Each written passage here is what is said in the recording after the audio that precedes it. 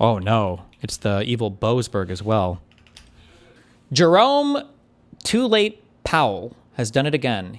Wait, memorandum opinion. Does this mean it was written by the judge? Oh, no. Jerome Too Late Powell has done it again. He is too late and actually too angry, too stupid, and too political to have the job of Fed chair. He is costing our country trillions of dollars. Oh, wait, this first thing is a quote. I see, never mind. I thought it ended here. Okay. Put another way, too late is a total loser, and our country is paying the price. Donald J. Trump. This is one of at least 100 statements that the president or his deputies have made attacking the chair of the Federal Reserve and pressuring him to lower interest rates. So is this. Too late, Jerome Powell is costing our country hundreds of billions of dollars. He's truly one of the dumbest and most destructive people in government. Too late, an American disgrace. Perhaps it comes as no surprise, then, that the D.C. U.S. Attorney's Office has recently opened a criminal investigation into Powell. That's a really bad statement. That's a rough one. That's just a judge outwardly accusing or declaring corruption in the prosecutor's office, by the way. But perhaps it comes as no surprise, then, that the D.C. U.S. Attorney's Office has recently opened a criminal investigation into Powell. It has served 2 subpoenas on the Federal Reserve Board of Governors, seeking records about recent renovations of the board's buildings and testimony that Powell delivered to Congress that briefly discussed those renovations. Do they not have access to those records? Would the government just not have that?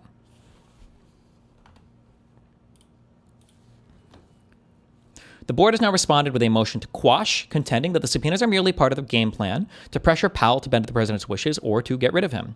The case thus asks, did prosecutors issue those subpoenas for a proper purpose? The court finds that they did not. There is abundant evidence that the subpoena's dominant, if not sole purpose, is to harass and pressure Powell, either to yield to the president or to resign and make way for a Fed chair who will. On the other side of the scale, the government has offered no evidence whatsoever that Powell committed any crime other than displeasing the president. The court must thus conclude that the asserted justifications for those subpoenas are mere pretexts. It will therefore grant the board's motion to quash. It will also grant the board's motion to partially unseal the motion to quash, related briefing, and this opinion.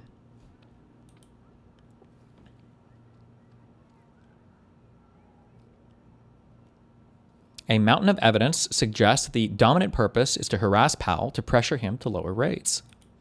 Now in court documents. Nice. Jesus. In rulings.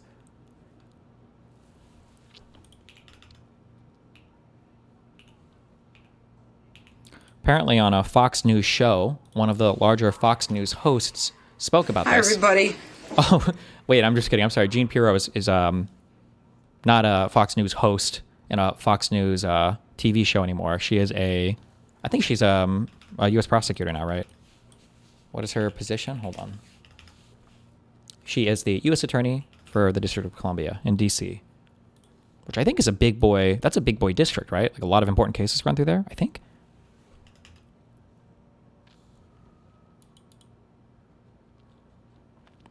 This is probably obvious, but this kind of thing does happen, but I've never heard of it happening with a subpoena filed by the DOJ. What kind of thing does happen? Well, I think the fact that it's the president is pretty important, that a federal judge is saying that this is all pretextual, a way to harass his political opponents.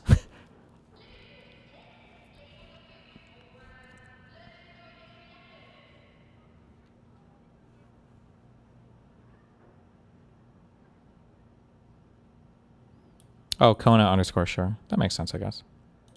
Hi, everybody. Hi, everybody. All right. That feel when your one friend with the bad Discord mic logs in, that's sitting on their table, and you have to hear them moving around their fucking desk.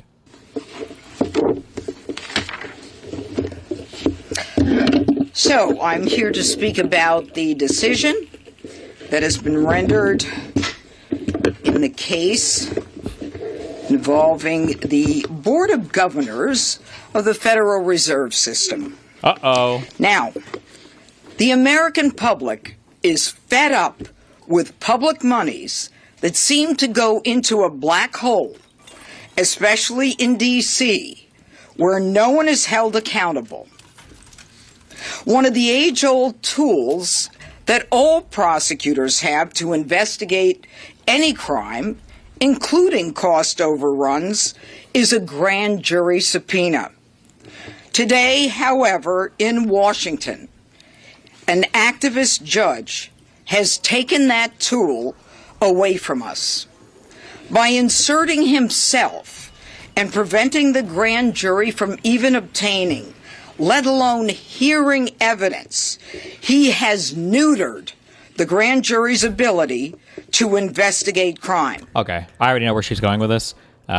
We can listen to it. But just as a heads up, there is fact-finding and the idea of assessing like credibility and everything. This is the job of a jury or a judge if you're doing a bench trial. For the one retarding judge, I'm going to bring that up. Okay. Judges are not supposed to be like fact-finders deciding if a thing is true or false. That's the job of a jury. However, judges are here to determine matters of law, whether or not you have the legal standing to do a particular thing or legal permission to do a particular thing. You can't just say, I want to charge this person with a crime, so I'm just going to make up some bullshit and go to a grand jury and have the jury decide. Well, no, you're not allowed to do that. Like a prosecutor couldn't just charge me with 50 million crimes that he literally doesn't even have like anything for to sustain any part of law or whatever, or just accuse me of crimes that don't even make sense, that are prima facie not even crimes. Like a prosecutor couldn't go and say, oh, well, I'm indicting him for murder because he killed me 5 times in Counter-Strike Call of Duty, right? Like judges can block these things. That's not improper for a judge to make that determination. I wish I could remember it, but I think for criminal stuff, I don't know if Kafka, I don't know if Kafka knows it. Isn't there a saying where it's like hard in front of the judge, easy in front of the jury or something? There's a saying here that has to do with like, there are certain cases where like the hard part is actually getting a judge to agree that it satisfies some statute, but like once you're in front of a jury, it's an easy case proof. There's a saying for this. I don't know what it is, but yeah. Anyway, just to say, she's probably about to spend like 10 minutes talking about how the jury needs to decide, and it's important to go in front of the jury and the jury and the jury and the jury and the jury, acting like they can take whatever subpoena or whatever indictment they want to a grand jury, no matter what the basis is for it. As a result, Jerome Powell today is now bathed in immunity, preventing my office from investigating the Federal Reserve. This is wrong, and it is without legal authority.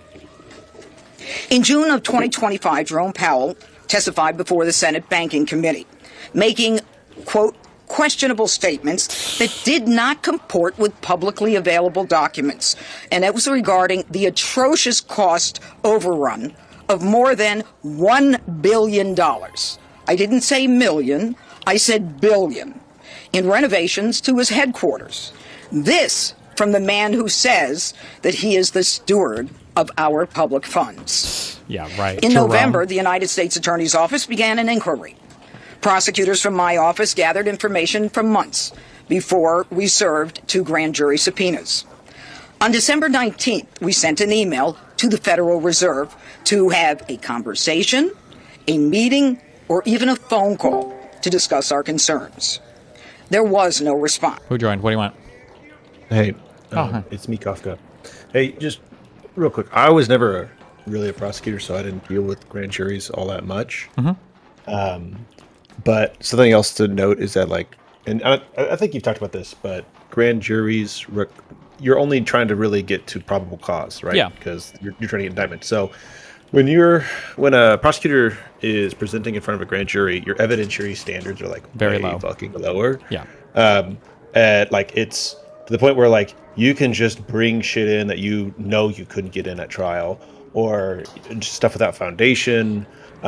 And so like a judge saying, no, we're not even going to do this subpoena, we're not going to like let this in a grand jury proceeding, means that it is like so far beyond anything that it could be related to the trial or is improper in those different ways that are named. It's like whenever we're like, oh, you could indict a ham sandwich, haha, it's embarrassing that they get those indictments. This is like an order of magnitude, in my opinion, more embarrassing, where it's like you couldn't even like make shit up properly. Or you know what I'm saying? Like you couldn't like, it's so basic to be able to get this stuff. Mm-hmm. And so Boasberg, like just block quoting Donald Trump's word salad at the beginning. I will say, really can I ask, it's interesting. Where is he getting the quote tweets from President Trump from? What do you mean? Well, because my understanding is subpoena is, wait. It's Truth Social, sorry. That's what it says here. Oh my God, I forgot the term. What is it when only one party, ex parte, right? A subpoena is, it's not like you can defend yourself against a subpoena, right? It's like, it's the thing you go to a judge in private for generally, right? Why is the Especially judge... for a grand jury proceeding, you don't get to defend yourself at all, yeah. So who is entering Donald Trump's truths into the record for the judge to consider when it comes to securing the subpoenas? Does that make sense? What I'm asking? I know what you're saying, but he doesn't need the record for that. Really? He can reference those, sure. Like, I don't think... No like, way. Like, imagine if my judge was making a ruling on something and he starts bringing up stuff like, well, Destiny said on his stream, or I know Pixie said this on her stream, but like neither one of the parties to that case had like entered this anywhere. Like, I feel like the judge need... maybe, wait, is a part of this motion to quash for the subpoena? I mean, like, maybe there was one of those. Maybe they did submit that. 1 second, I'm just like looking here. But yeah, so I'm seeing here there's 100 statements, and yeah, it looks like they had a motion to quash collecting statements. I was just gonna say though, like, if you're just lying to a court, like, and the court's like, you're very clearly lying to me, like, they can just be like, you're like, just show it themselves. Like, a judge can do, especially on stuff like this, like, a judge can just go do their own research on stuff sometimes, and they will. Sure. I can understand that for like basic stuff for sure. Like, if I were to go and try to get a subpoena because I think that like a guy who moved to this country 1 day ago was a secret murderer 30 years ago, and I don't even offer to explain that, a judge would be like, well, hold on, like, this guy's name is whatever. This guy literally just moved here a week ago. Like, I could see a judge rejecting that. But when a judge is starting to like enter like, well, here's his Truth Social, here's his tweet or whatever, that feels like stuff in the record that would have to come from the other side. Otherwise, you're doing like a balancing test and considering evidence on your own. I feel like that's a... But if this all came from like a motion to quash, that would make more sense. Yeah, that's what I'm saying here, because I haven't looked at this docket or anything like that. But yeah, if there's a motion to quash, it's like saying, here's all this shit. But like, I mean, I think there was a case involving Donald Trump where they, like, something similar happened where they were like, it was like, oh, what's Donald Trump's motive? And the judge was like, well, I just wouldn't look at his fucking statements in the public, because these are just public statements. Because also it's like a public statement, right? Sure, that's true too. Like, I don't know how much it affects it. It's the president, and his statements are going to carry more weight and be like super public on everything. I mean, But also, yeah, like the guiding rule is like, if there's a way for the court to figure out that you're lying to them somehow, they're going to talk about it and be like, hey, how about fuck you? Sure. Yeah,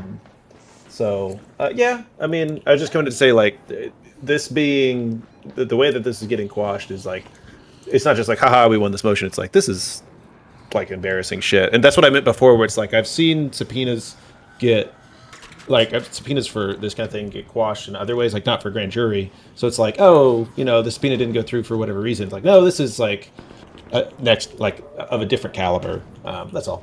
Okay. Well, thanks a lot. And I didn't want to write it all out. Yeah. Okay. Right. Love you. Wait, was that it real quick? What? Kafka. Yeah, that's why I said Kafka. Okay. Just making sure. Right, okay. Bye. Wait, apparently a guy in Kick Chat's name is Judge Ben, and he is a New York City administrative law judge. Cool.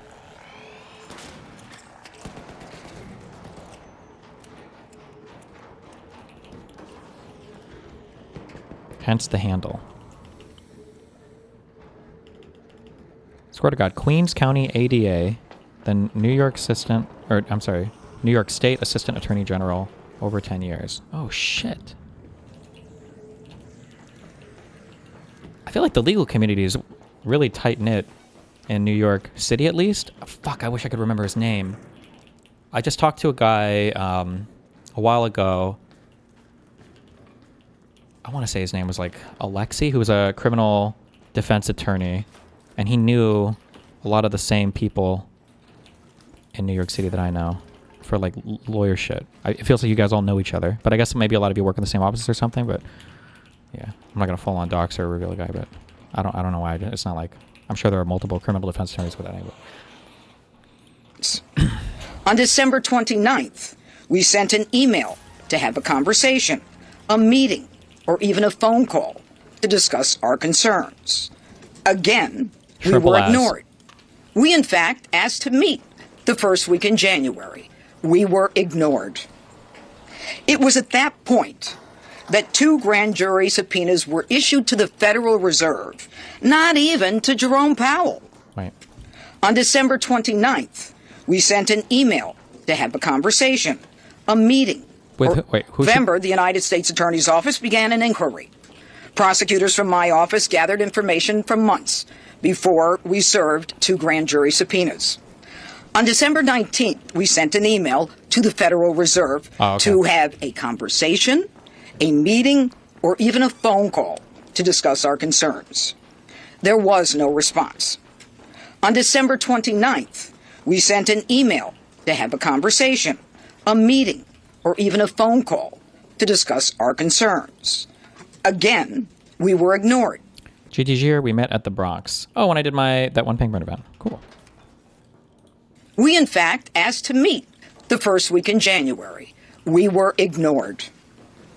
It was at that point that 2 grand jury subpoenas were issued to the Federal Reserve, not even to Jerome Powell. Again, no response, no... Is that Moody Booty? Yeah, I'm back. My lasagna's in the oven. Is it going to be good? Oh, yeah. Oh, yeah. Compliance, but instead, a woe is me video by Mr. Powell falsely claiming that he was being threatened with criminal indictment. And claiming victim status, Powell proceeds to call his political friends in D.C. and around the world to gin up support for himself, all the while refusing to produce simple documents. Wow. Now enter local District Court Judge James Boasberg, whose written decision on its face makes clear his antipathy toward President Trump and this administration. He quashes both subpoenas, thereby prohibiting us from reviewing any records and precluding us from submitting records to the grand jury. That grand jury, of course, comprised of ordinary people. Ladies and gentlemen, no one is above the law. There are so many things that you could go back and forth on for the administration on things that they've completely shifted on depending on who's in power. Somebody can tell me if I'm wrong on this. I'm almost positive this was the case. Weren't these guys like the #1 grand jury haters in the universe when it was Donald Trump? I feel like I heard about how evil and corrupt and horrible grand juries were.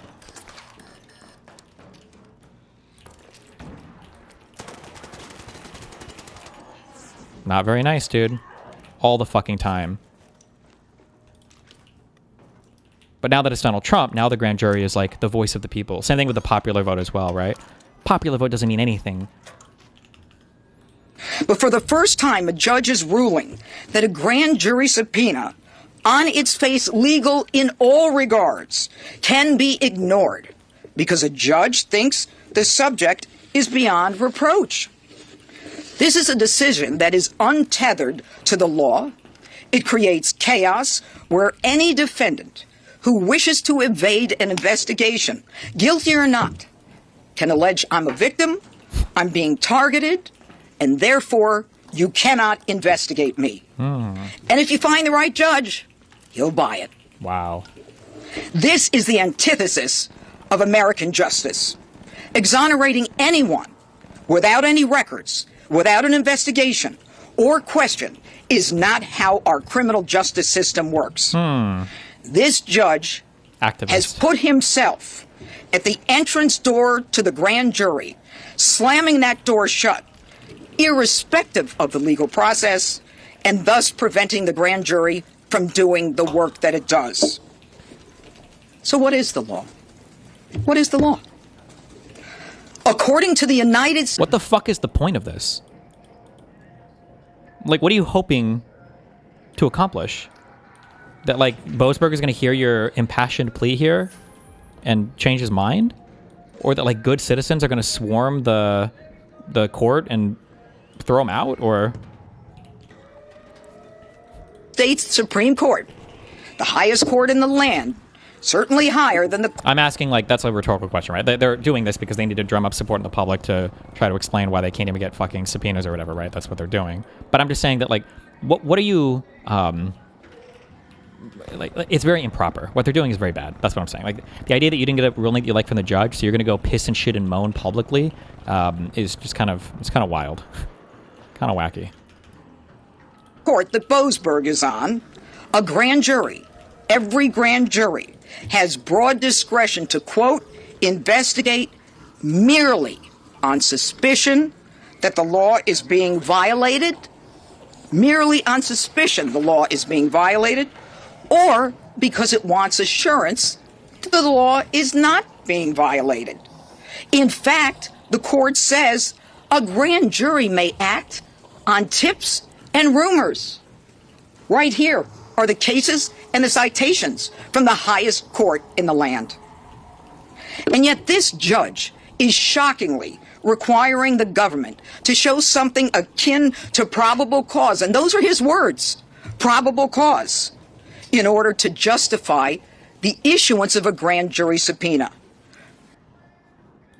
Folks, probable cause is not and never has been the standard that prosecutors in this country need in order to go into a grand jury.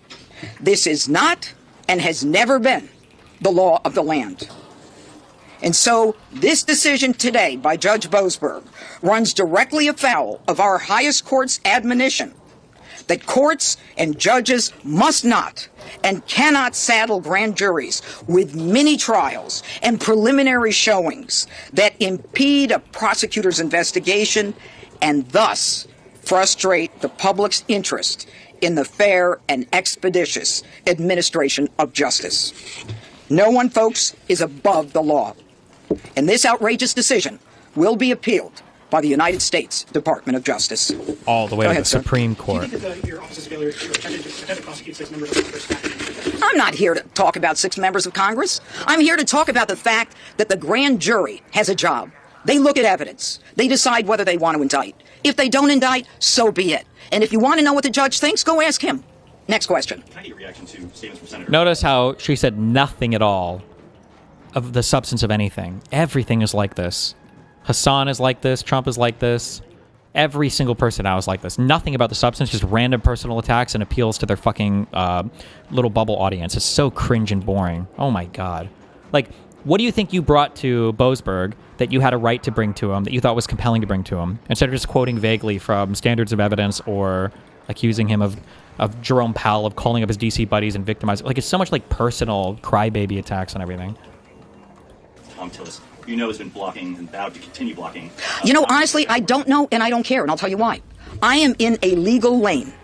All of the rest is white noise.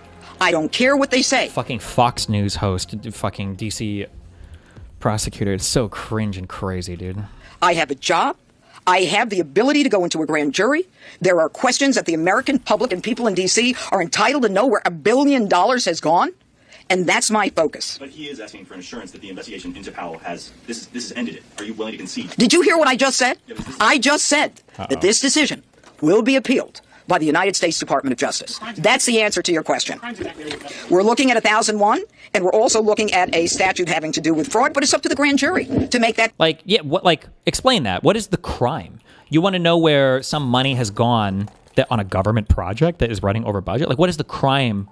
Because you don't subpoena stuff. Like, what she's describing sounds like a job for Office of Inspector General or just some ordinary government budget, some budget committee or whatever in the House or Senate or whatever. Why are you trying to subpoena records to see how a department is spending its money? What the fuck is that for? What? Decision. We're $1 billion over in cost overruns. Are you kidding? $1 billion? We're not talking about huge buildings here. Go ahead. So does that mean a crime has been committed? So what are you looking for? Dumb fuck. Kevin Warsh is Trump's pick, though, President Trump. I don't even know who he is. So isn't this just essentially holding up President Trump's pick or any forthcoming picks, since Senator Tillis said he will not vote? Oh, she got aggressive there. She didn't realize that was a glazing reporter, and she thought she was getting an aggressive question. Loser. Okay. I don't know how to explain this, but I'm going to try. I've been a prosecutor, a judge, a DA, and now a United States attorney for well over 3 decades. Politics is not the lane I'm in right now. And the Federal Reserve is not a department of the government. There has to be some oversight into how they spend their money on something, though. No? There's no way that they can just say, we're going to do $1 trillion in renovations with no oversight, no... who funds them or gives them... Where do they get the money from? I have a charge and an oath to the Constitution. And my job is to present evidence, and I can do so when I can merely on the suspicion that the law is being violated. Is that a self? And I can do so when I can merely on the suspicion that the law is being violated, or even just because I want assurance that it's not. I'm not in those lanes, and I will not allow myself or my staff to be in those lanes. And that's why we brought crime down in this jurisdiction. We are focused on the law. We're focused on the people of the district. We are not focused on politics. Go ahead. Judge Boasberg has repeatedly said that you, quote, promptly complied, unquote, with President Trump's apparent direction to prosecute Powell. Can you just state for the public record, how did you have the idea or, the impetus to start this inquiry? First of all, he's totally wrong in his assessment of the dates, and that's why we're doing a motion to reconsider, because he got his dates wrong. And as far as I'm concerned, this was something that was of public interest. It was something that the Senate Banking Committee wanted information on, and it is something within my jurisdiction and my charge. But I want to tell you a story. When I was a young prosecutor, I was one of the first people to investigate child abuse as a crime. Oh, my God. Everyone thought it was a social problem and not a criminal justice problem. The kids are better off with their parents. There was an organization, and that organization didn't have a very good reputation. And it was one of the societies that was out there trying to prevent cruelty to children. And I set up a relationship where they would bring me cases. And people were outraged that I would deal with this organization. And my answer to them 30, 40 years ago, I'll deal with the devil. I'll take a case from the devil if you can give me information that will lead me to possibly find a crime. It doesn't matter where a case comes from. It doesn't matter. I can have a suspicion. I can read the newspaper. I can just want to make sure he didn't commit a crime. So don't make the judge is wrong on his dates. He is wrong. That's why we're not only appealing, we're making a motion to reconsider. Okay, I want to say one more thing, and I think it's important that you guys hear this from me. Yeah. There's another way of looking at this, and that is that it's not just the public being fed up with this stuff.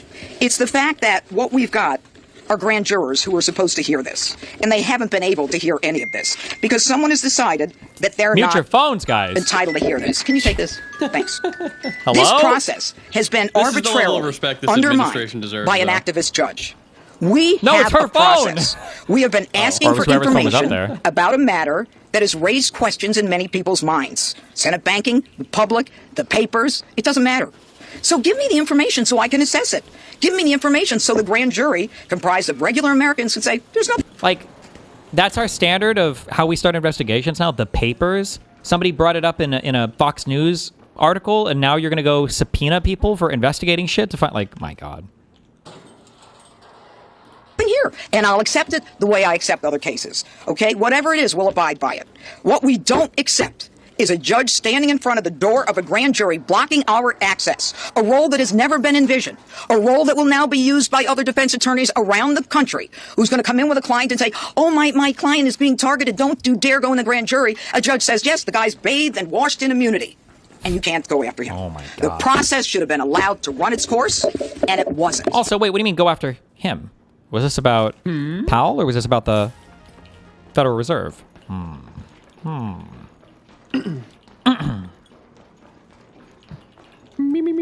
And shame on them. Oh, cut it out. Do you know how many convictions we've got? Cut it out. You're in one lane. We have cleaned up this city. Yeah, historic, really? I'll tell you what's historic. What's historic is that I prosecute everything other than 10% of the cases, where the United States attorney before me didn't prosecute 67% of the cases. That's what's historic. I'm willing to take a not guilty. Yeah. I'm willing to Nice. take a no true bill, because I'll take all the crimes and put them in. Can you summarize why you hold the opinion that Kyle Clancy has bad foreign policy takes? Because they're all horrible foreign policy takes. They're basically just America bad, with a whole bunch of crazy, wacky conspiracies wrapped into it. Is he wrong? Thank you. Yeah, your mom is. Support your local PBS station. Your local station needs you now. Your generous financial support is more critical than ever to keep your local PBS Well, station strong. Stephen? Make a gift Well. today to continue to provide a home for the NewsHour and other programs you rely Somebody on. said, is this scene real? It looks like AI.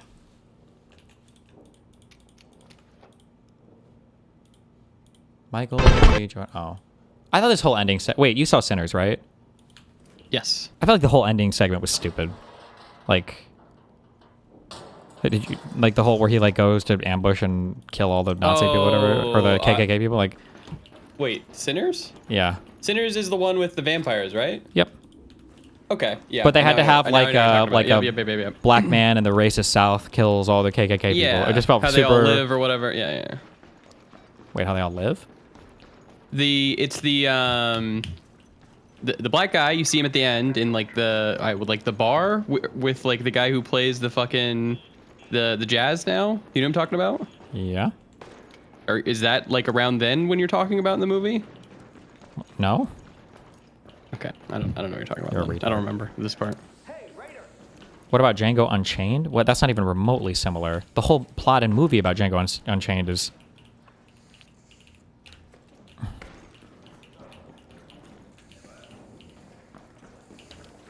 Jesus. is related to him fighting and killing the slave owners and everything. What are you talking about? I'm not saying it's cringe because of like how he kills them or that it's a big shootout or it should have been filmed better. I'm just saying that like I don't really think it was like a big plot part of the movie, and it just seemed weird to dedicate like a whole ending shootout sequence with like zero drama and zero. It just seemed, I don't know, it just seemed like completely pointless. I don't know, like it was just cringe. Just play the video, man. Mr. Mooten is talking about the scene after the one you were talking about. Well, yeah, no, You said I know what ending scene. so I didn't understand. I'm talking what about the shootout where he kills all the KKK Yeah, people. now I know what you're Yeah, talking now about, you yes. know, motherfucker. I didn't like the ending scene either, though, because I felt like I'm trying to think if I made this up or not. Was there a point where they mentioned that like the vampires don't live good lives? Like they're either enslaved to the person who made them a vampire, or for some reason I thought there was a thing where it made it seem like the vampires' lives just weren't that great. But I don't remember what it was exactly, but I know I had that feeling. But then when you see the two vampires when they show up with the musician guy at the end, it seems like their lives are actually pretty fucking sick. They're fashionable, Yeah, they're doing they got fun the best fucking stuff, lives. they're eternally young. Yeah, they're like having a great time. Like it seemed like they were like doing pretty good. Like I'm like, when the guy's talking to him at the end, I'm like, I don't know, damn, I wonder if the kid felt like he fucked up, but he should have just become a vampire, because those guys seem sick as fuck. Yeah, they're being chilling.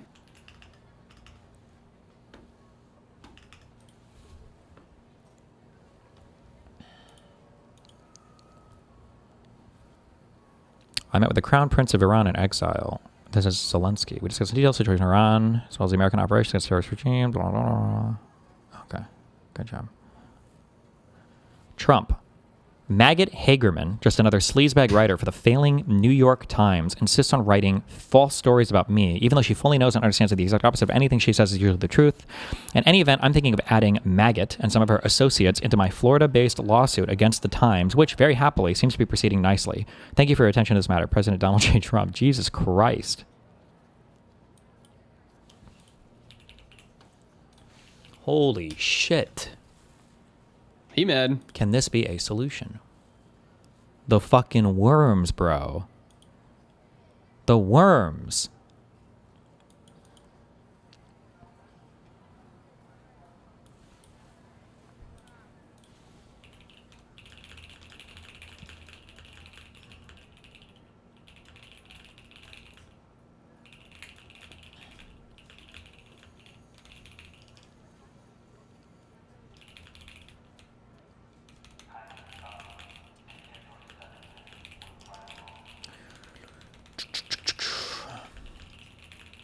Being chilling.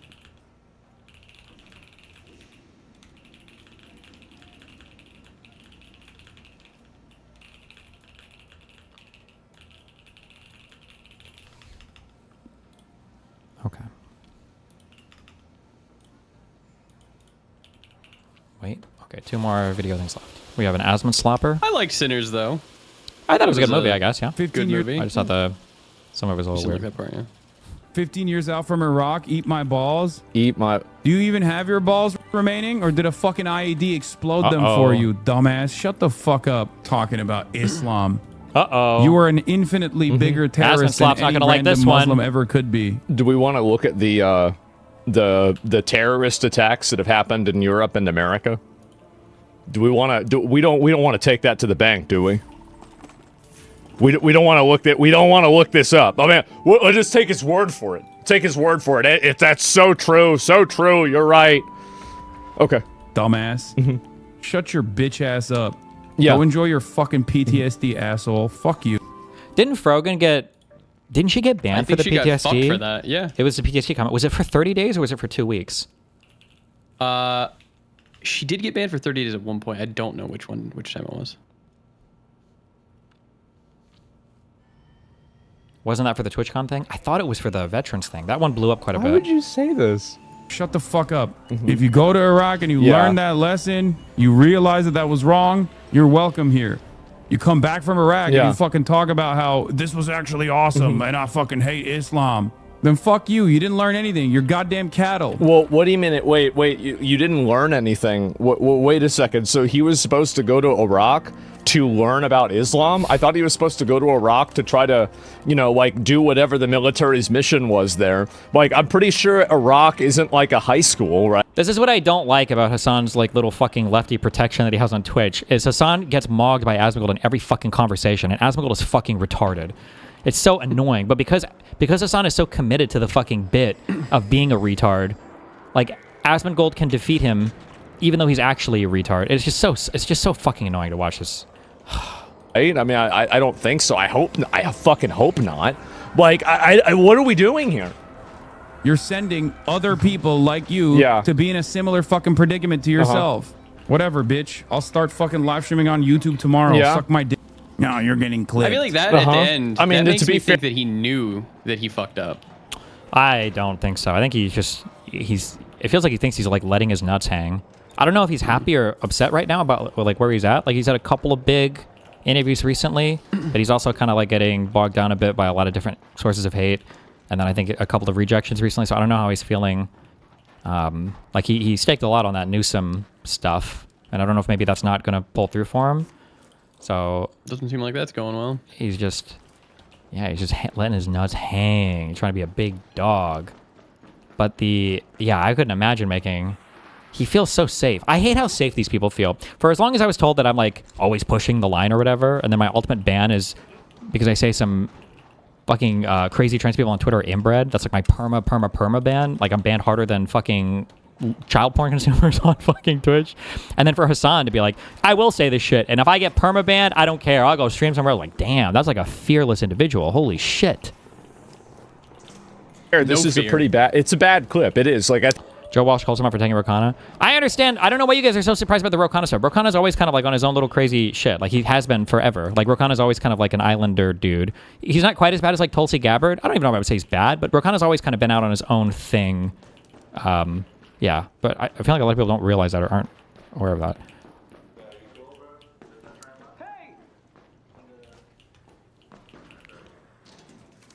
I think everybody can acknowledge, like, I mean, he knows it's a bad clip. Everybody knows this is a bad clip. Another clip of Hassan, of another streamer on Twitch wishing PTSD on another American veteran. It looks bad. It does. It looks really bad.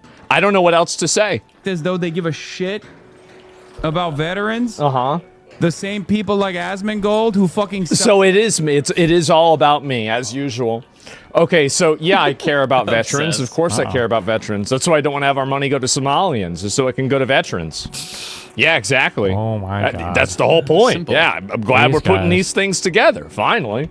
Celebrated when that Navy SEAL with his uniform had I think now I thought he wasn't a Navy.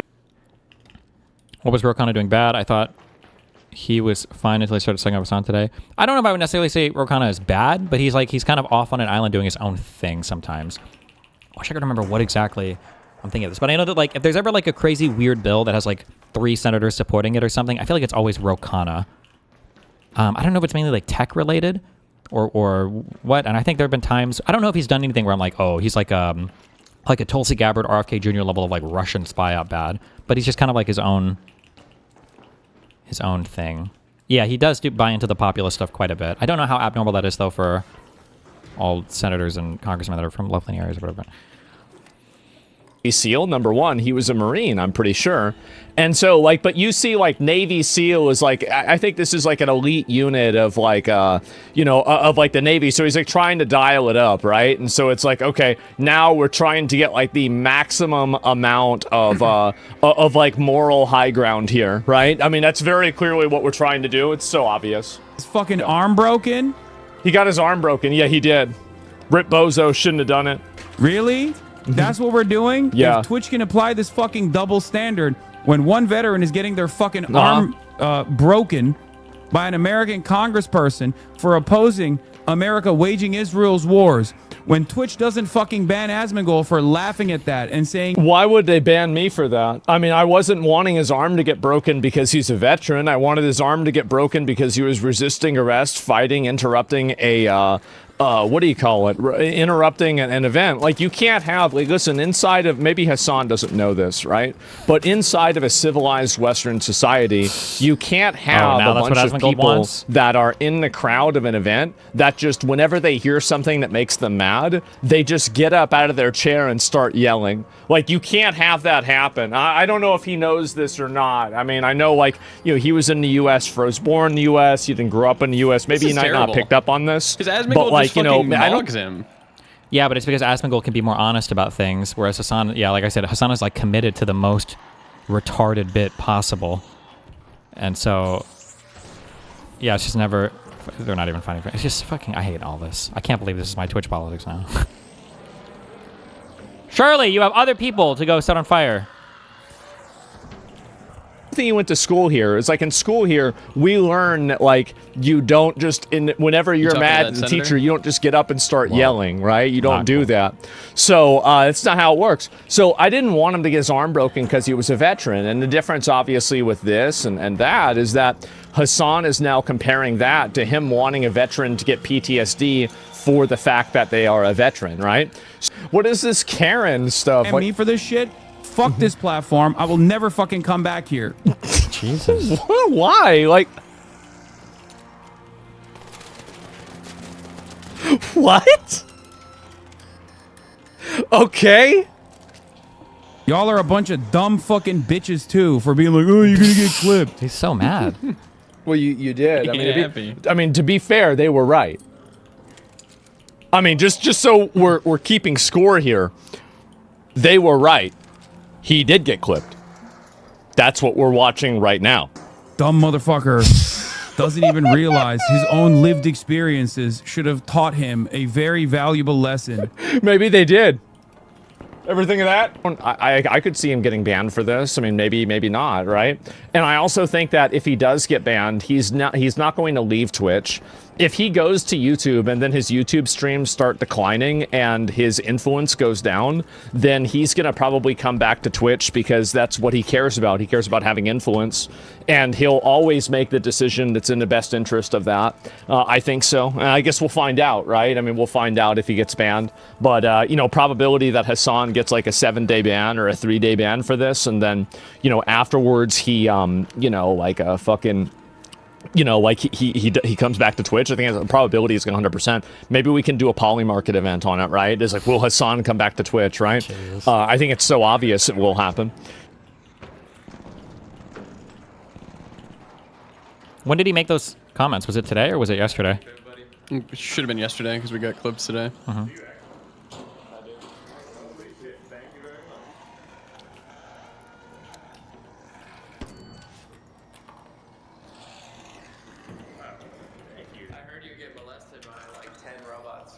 Jesus.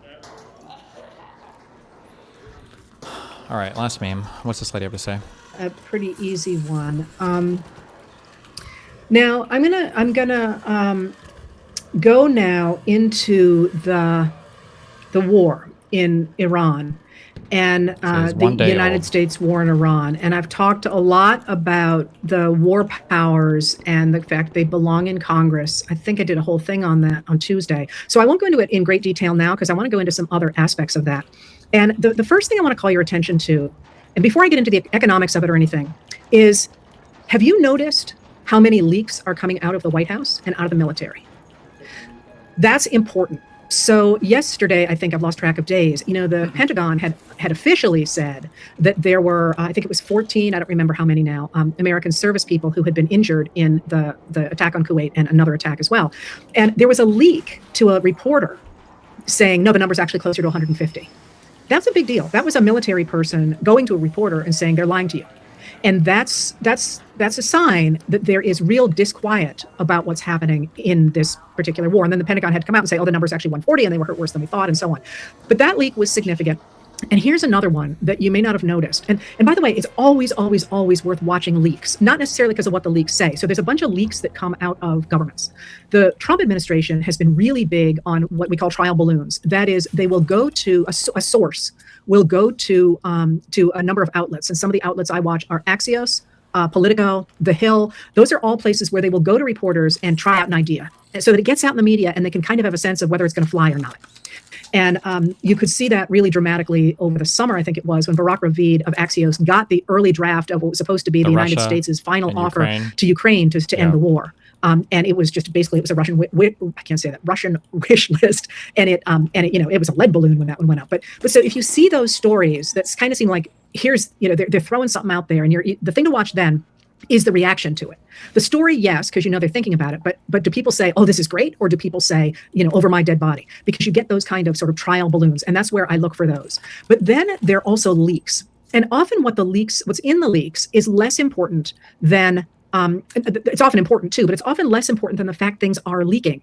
So if you think about the Biden administration, and I could go back in history too, but you probably remember the Biden administration both. I remember the Biden the Biden administration almost never leaked. They almost never leaked. And what that said to me, now the exception to that was they leaked over Gaza. There were private conversations over Gaza. But generally, if an administration doesn't leak, that means people feel like they're getting heard and they feel like they're generally on board with what's going on.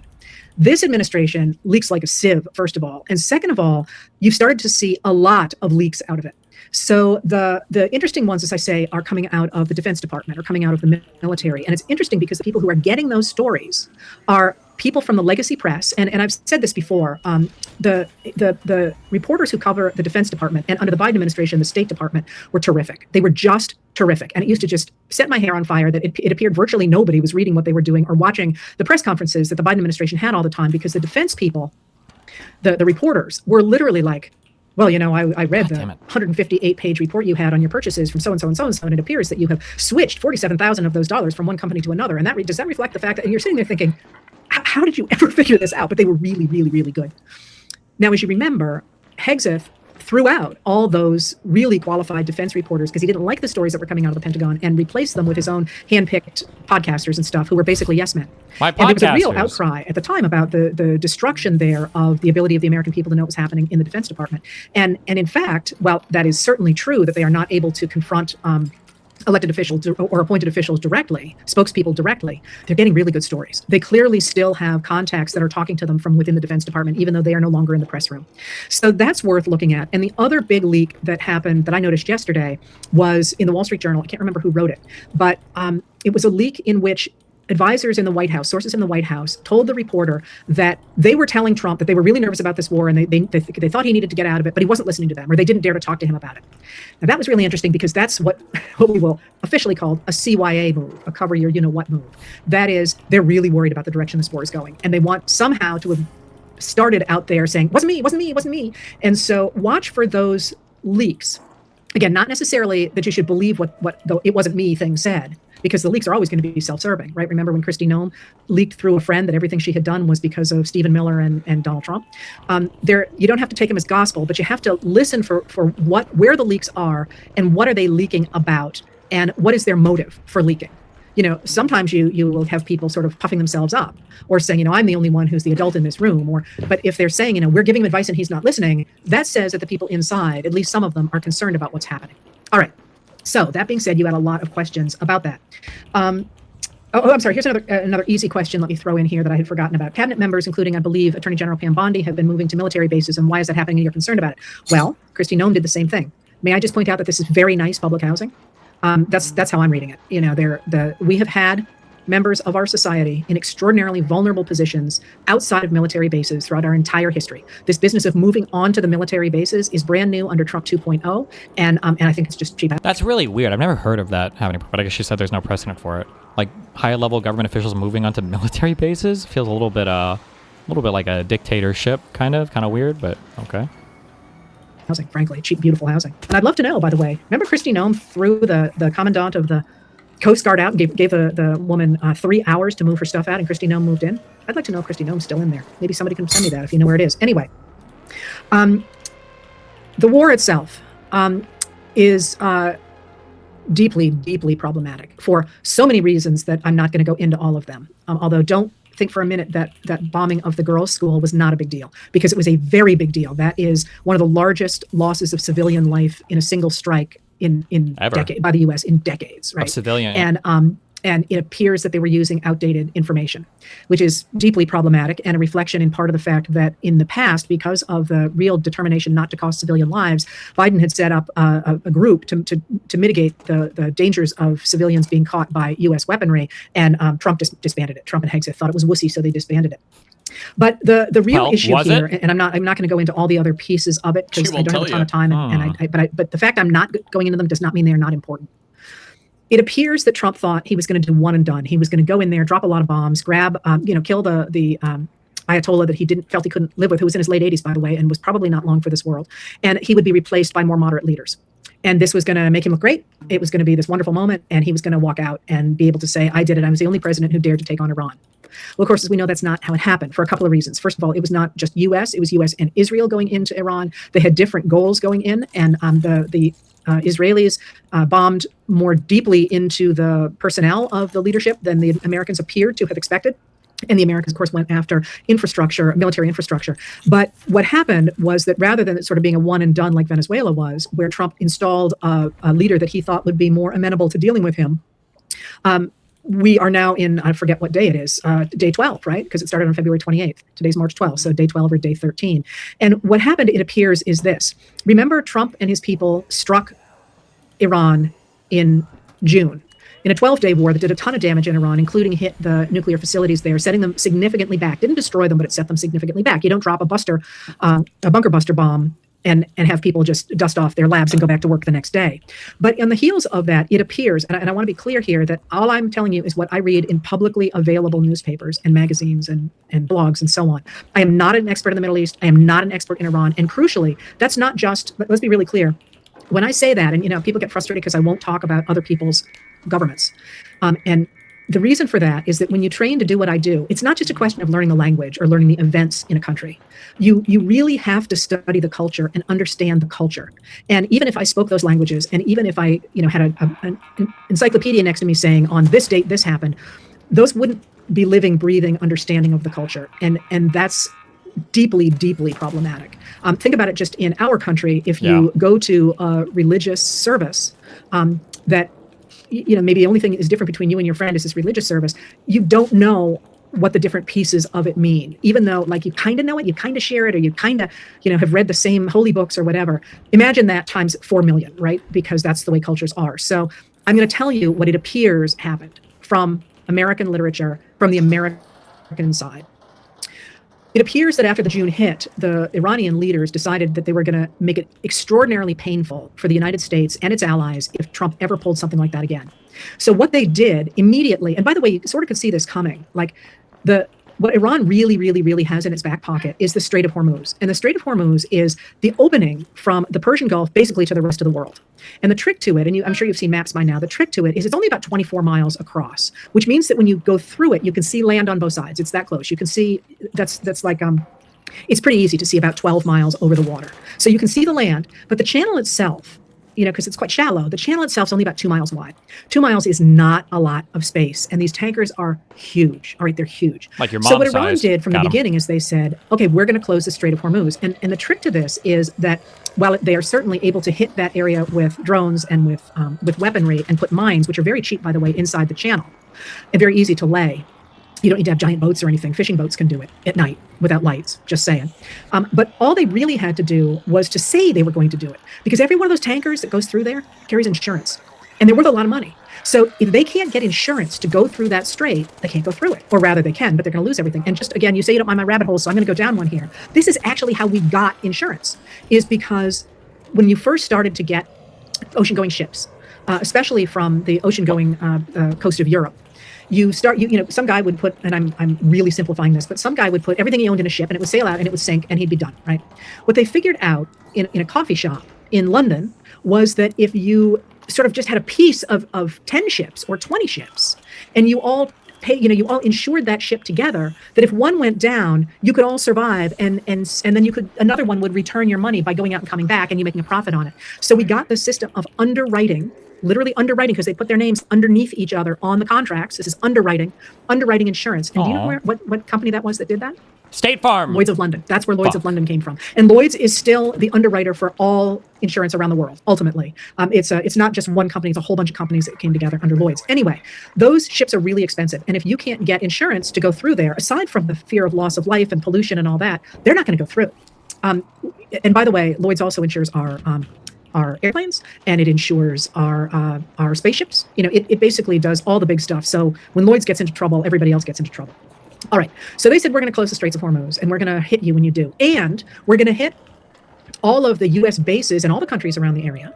And we're also going to drive the cost of oil up to $200 a barrel, which is a huge amount of money. And a barrel is about 42 U.S. gallons. Not about, it is 42 U.S. gallons. I can't do the conversion to liters, sorry. So Yikes. this happened almost instantly. And it appears, again, that Trump and his people were simply unprepared for this at all, which, as I say, anybody who looks at a map knows the Strait of Hormuz is like the pinch point around the entire globe.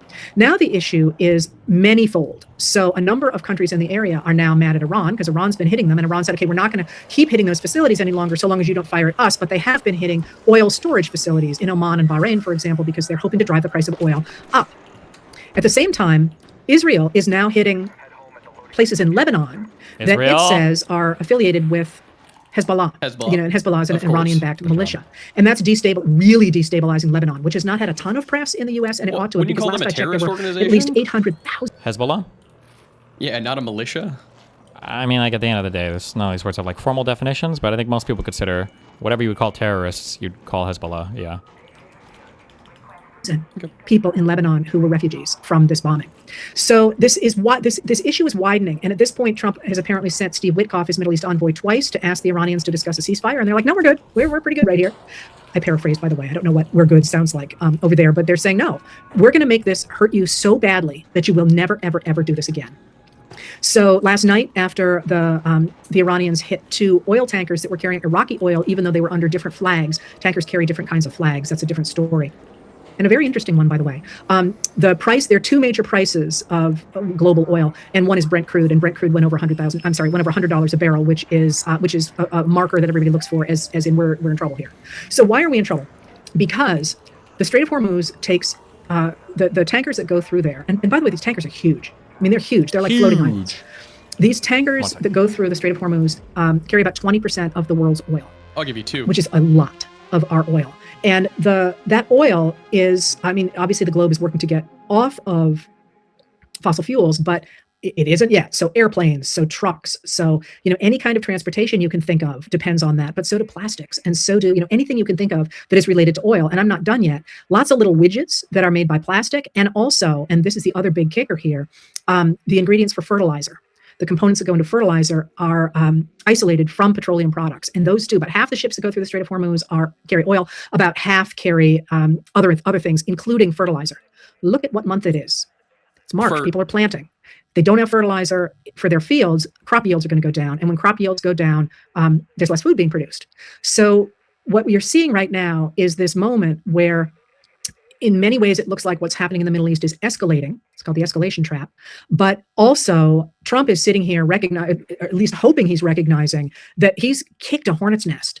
And the oil can't simply, it's not like flipping a switch. You shut the systems down, and it takes a while to get them back up and running. And the systems are having to shut down because all the storage is full. So they're not pumping any longer. You shut those things down. It takes a while to get them back up. So the numbers that I'm seeing already are in the weeks if it ends now. But it could be longer than that. And as that happens, of course, gasoline is going to get more expensive. But crucially, also, so is diesel. And most of our trucks run on diesel. What? So, and then we got the fertilizer issue. In addition to everything else going on, the story here is that Iran is saying, we're somewhat isolated from the world because you've had sanctions on us for so long. So we're going to go ahead and make this oh so painful for you all. Now, that brings you back, of course, to Trump, who started this whole thing and was boasting that he was the only one who dared to go in after the Ayatollah, when all these other U.S. presidents hadn't done it, and he was going to be the one who dared to do it. And of course, now he knows why nobody else would do it. But he is now in real trouble because he has started this at a time when he was already unpopular. This war is unpopular, and he, as the pressure increases, he is more and more and more and more erratic. And this is, of course, not a good thing when you have a war going on that is creating such global. I'm so curious. Is there a poly market on this? What are the chances that Trump would let a nuke fly and nobody would stop him?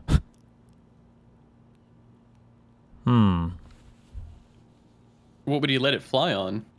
I don't know, someplace in fucking Iran. Pain already when the person who is supposed to be in charge of it is not operating at capacity. So you've asked, why isn't his cabinet restraining him? And I think the answer to that is manyfold. One is that some of them are true believers. Quick meme break. Time travel, Mr. Moon. Though time traveling, it is being used online in a way that is meant to say, screw you, Jew. It is being used in a context very directly to say, I hate Jews, and that's almost an online code word.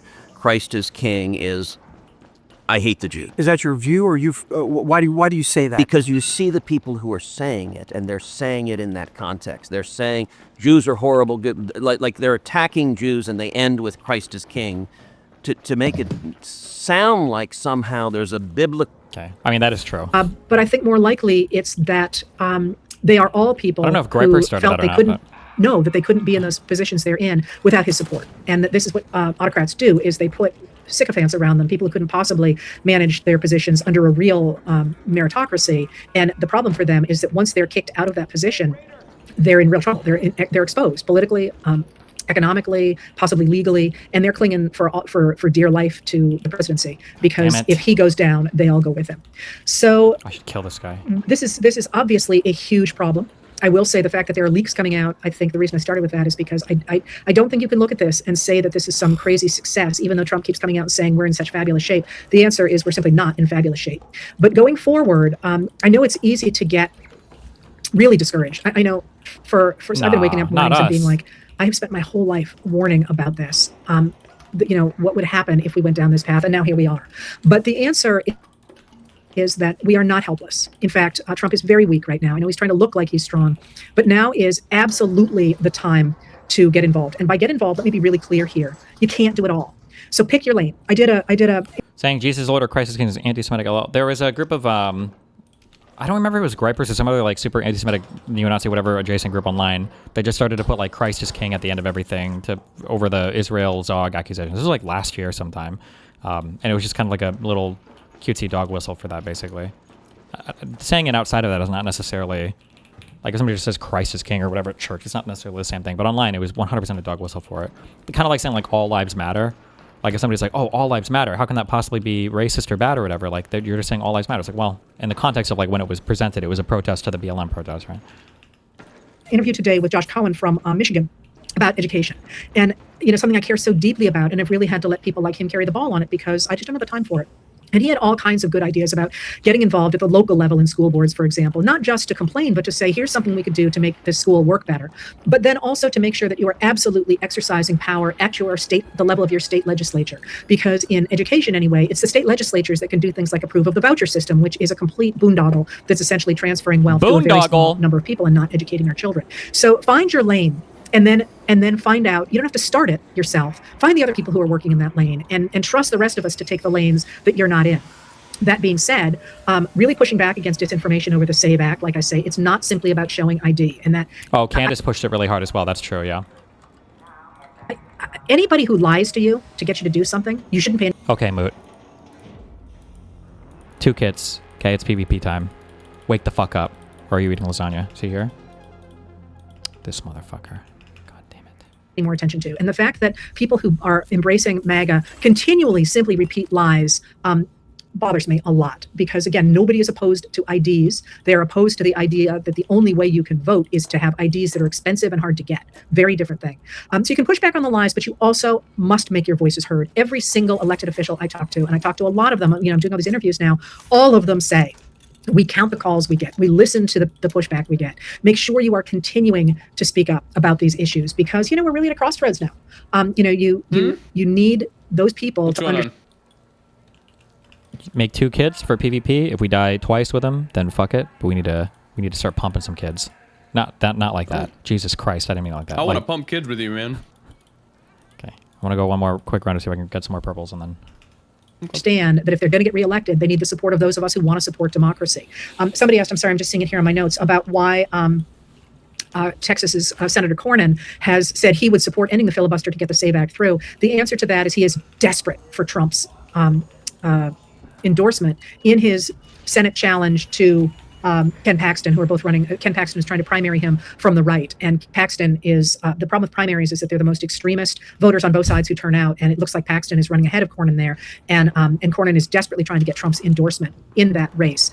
So they're still trying to think that having Trump on their side matters. And it's important to remember that when you say that, I think at this point it's not even ideological for someone like Cornyn. And it's not necessarily about the voters. What Trump's got, and got a lot of, is money, and money that not from he's not going to put his money into this, but money from donors. And those donors and the war chest that Trump and the Republicans have, which is at Trump's disposal, is going to mean the difference between a winning campaign and a failing campaign. And so I think what they're doing right now is just trying to keep that money coming in behind them because they feel they need to have Trump to do that. But again, in this moment, we look very much like the 1850s, the 1890s, and the 1930s. And in this moment, in those times, the money was there on the side of those people who were trying to destroy democracy, but the American people showed up and their votes took Would you consider over. the SAVE Act passing to be stealing the midterms? It would be a huge step in that direction.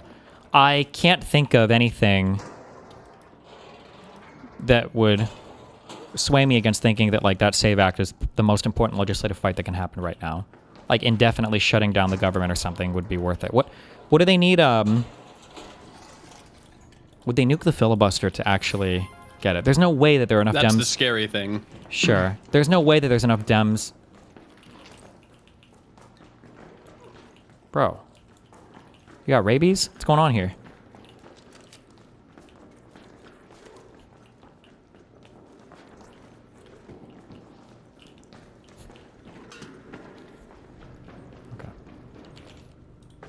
So if you look at all of the special elections that have been what were you held, gonna say? You not said all there's of them. no way that there would be enough Dems to what? You know what? They don't have enough Dems to pass it without the filibuster being nuked.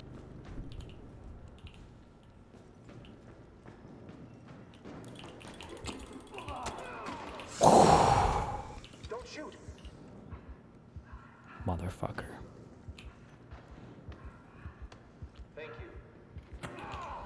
Virtually all the ones that have been held since Trump took office, the Democrats are winning by double-digit margins. So they're showing up, and they're making a real difference. So don't utterly despair in this moment. This is the moment when, I talked the other day about keep driving. It's really tempting to take your hands off the wheel right now and just put your head in your hands and say, I've got to take a break from this. I've got to be done. I'm sorry, taking a break is fine. Being done is not.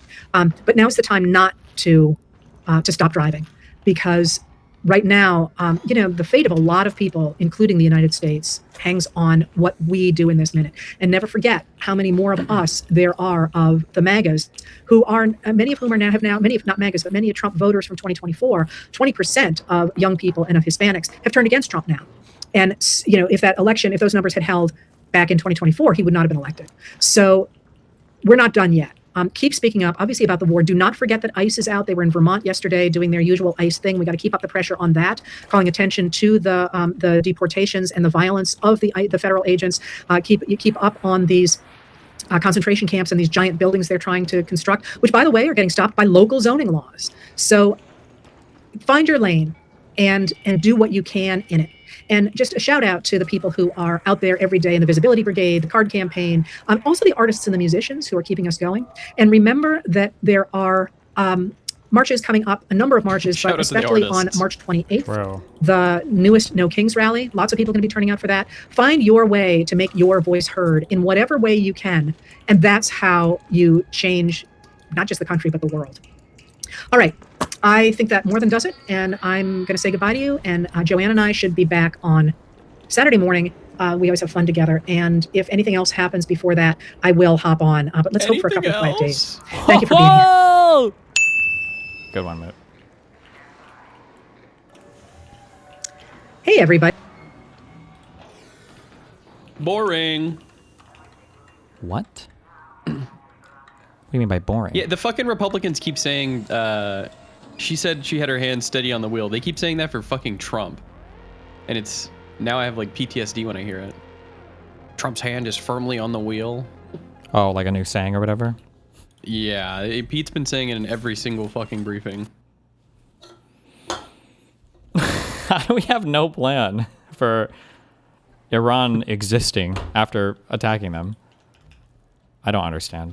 They don't want to say a plan because if you they don't want to fail give the plan away. True. No, if they fail it, they'll look like retards. So instead, they just want to say like, we're just going to destroy some missiles. We killed whatever the guy's name, Khamenei. We've already won. Wait, it's already over.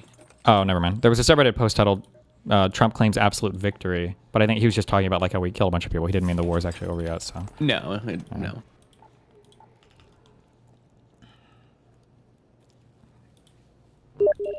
I don't want to lead, so deny it and then invite me. I'll do what the fuck I want. Okay. Prove it. What I don't want is you trying to fucking boss me around. Do you get the surgeon decked out? Is that the stuff you turn in your blue stuff for? Yeah. Yeah, I got all that shit. Hell yeah. Nice. Okay. Also, thank God. Here, if you ever want to know anything about weapon attachments, this thing has all of it. Ooh.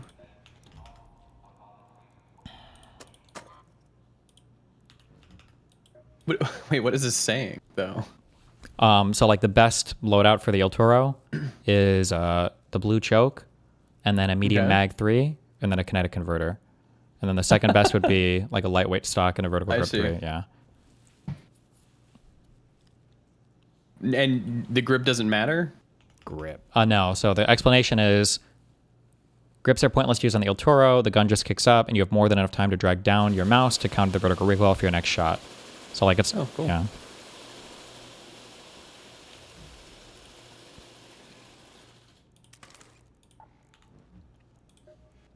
And then if you don't have the shotgun choke 3, you just don't even need to use the stock then. Well, no, I don't think this gun, you're not supposed to have a stock ever. Because stable stocks are pointless to use on the El Toro. The gun doesn't recover recoil after shots. Dispersion recovers naturally on its own. A stock basically won't do anything since the gun shoots slowly. The chokes are very important, though. You got to choke. I got to choke. You got to choke.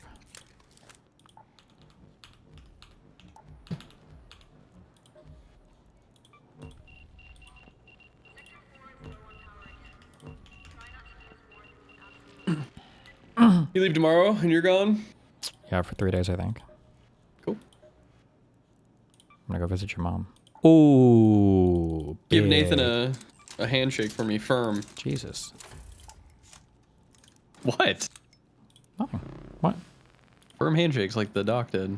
Yeah, that's like I say Jesus every now and then, you know? Worship God. Oh, okay. Problem? Let me shake your hand. You're leaving, so we're gonna have boots on the ground. Yeah, it's GG. Uh-oh. Not good.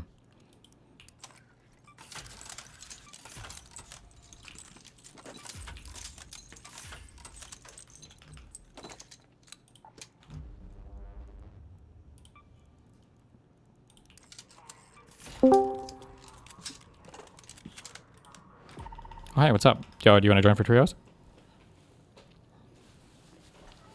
How many hours do you have in this game? I need you to pull up the tab. Why? I got enough. You don't ask your leader to do anything. I need to see it. Too many. 695. The in-game hours. Fuck, where is that at? Traders? Raider? It's Codex. Player stats? Is it time spent upside? Oh, 251.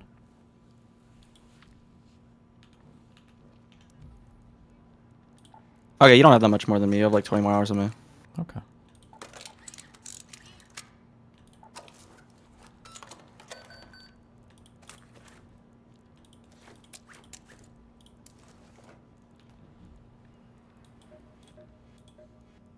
Now, if you want to do trios. Yeah, that's what I said. Oh, good job. You fixed your microphone volume also. I'm not going to turn you down. I didn't change anything. Okay. Whatever you say, bucko.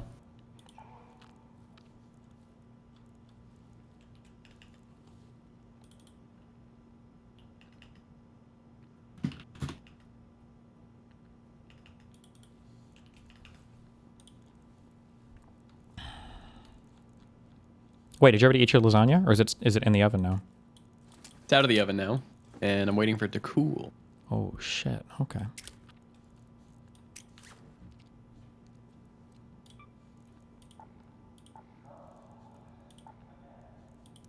You need moss for fucking defibs?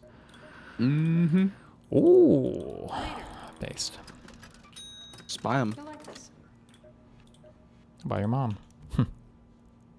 Get it? Wouldn't be expensive. Oh. Not anymore. Never mind. Okay.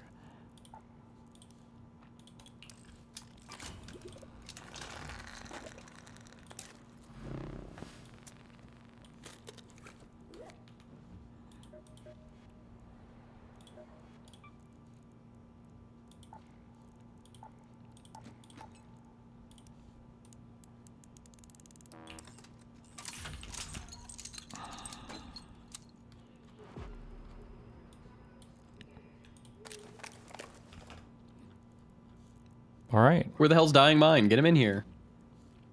Ooh. Oh, night raid is up, baby. Let's fucking go. I'm ready. I'm in. I'm even gonna bring 4 stacks of shotgun ammo just in case. Did you ever find a silencer 3 BP in this game? No, I don't know. Do you have Oh, Big can dick, you bring? yeah. True. That's what I was gonna ask. What do you want? Silencer 2. I was gonna say bring barricades, but actually I just realized I can bring them. I already brought 3. Can you buy them or do you have to make them? I believe you can buy them. Can you buy them? I don't think you can. Ooh. I'm talking out of my ass. Ooh. Where do you build them at? The utility station? Certainly, yeah. Yep. Okay, cringe. Well, whatever, you got 3. Soy, sippy, sippy, soy, soy. Let's make... Wait, what was... No, you can what was buy that them. poll? Fuck you. What was that poll about lasagna? Uh-oh. Good to see you again. What was it? Sure thing. I don't know. Do you agree with Destiny that any Italian place will have good lasagna? It's fucking lasagna. How can you fuck up lasagna? True. Another day. I would say that any good Italian Back place would have good lasagna. Again? Lasagna's lasagna, bro.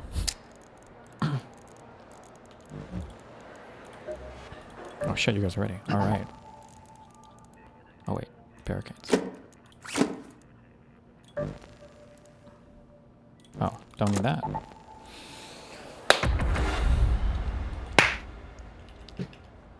You said earlier they don't have enough Dems to nuke the No, I asked if they had enough Dems to... If they had enough people... If they had enough Dems to defect to pass the SAVE Act such that they didn't need to nuke the filibuster. That was my question. No, they have to nuke the filibuster, which they I might. don't know, man. We got some weird Dems. Where's Fetterman at on this? Fetterman is pro SAVE Act. Oh my god.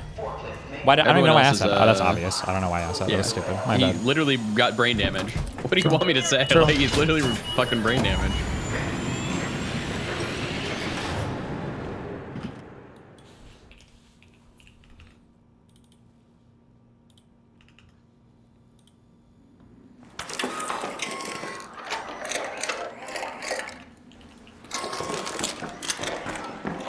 Every other Dem is opposed, I believe. Okay. All right. Have your eyes adjusted to the dark yet, radar? Are you ready?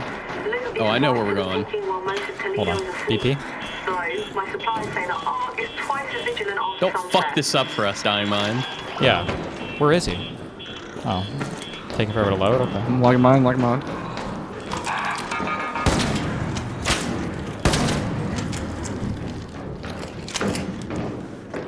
They nerfed the gun kit spawn rate in here. It used to be way higher. Mm-hmm. Okay, ready? I don't think anybody can be here because we haven't heard any doors being pried open, so... That's correct. Ooh. I'm about to pull some sick shit from this. Hold on. That's me opening? It's a useless skill of the game. The best skill in the game. There's 2 weapon cases up here. 2? I'm taking both.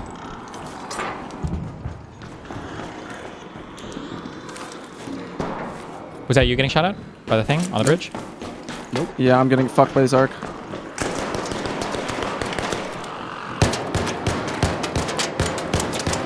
Wait, why is he all the way over there? He's greeting for weapons cases. But what if we got attacked? Then we'd blame him for dying. Simple deal as. with it. Okay, well, I'm out of medium ammo. Good luck. Oh. I fake news you. I guess Business Fetterman center? is against SAVE Act. Fetterman is against the SAVE Act? I guess, yeah. Okay, good. What'd you get from the weapon cases? Anything good? Got a Toro and an Anvil. Yikes. But they're both level 1. I'll take that. Okay, so I think we heard him blow something up in the business center, right? Let's go. You want me to open it? Do we want? Yeah, Barricade sure. stairs. Opening it. Yeah, barricade them. Hell yeah. Oh yeah. It's open. Oh, I see one over. Guy, I see him, I see him.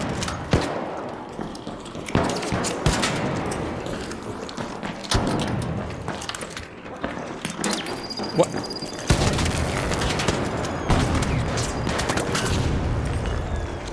Are you guys okay?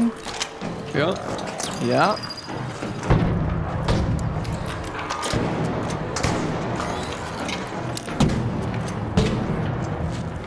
Do you want to go around this way? I don't think we should push the narrow fucking choke. Yeah, I and get agree. killed. I'm gonna stay this way.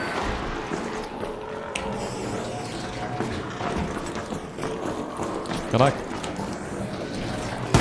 Right behind. To the right, Moon. Oh, we're like in a shooting gallery. One's broken. One's down.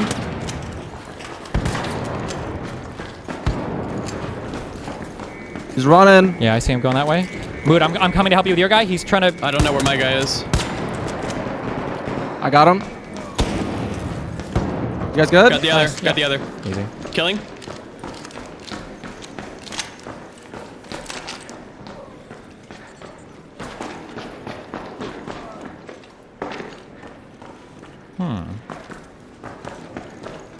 Oh, okay.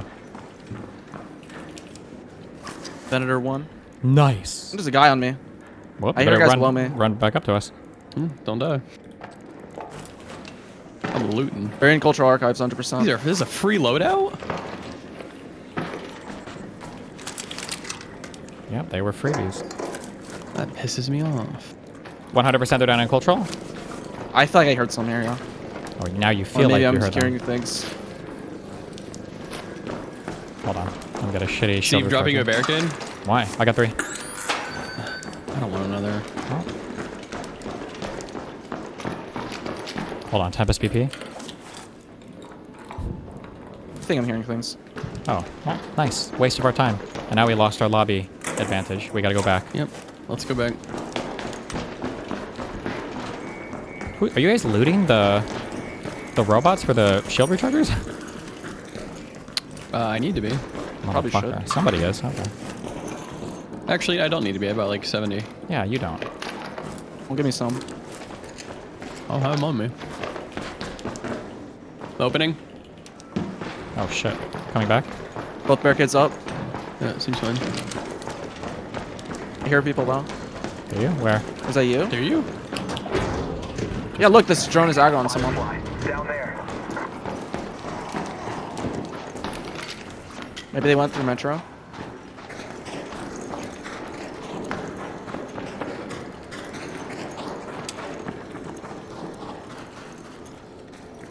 Looking, not seeing anybody. Hold on, I'm gonna get a BP here. Yeah, you're right. Unlucky.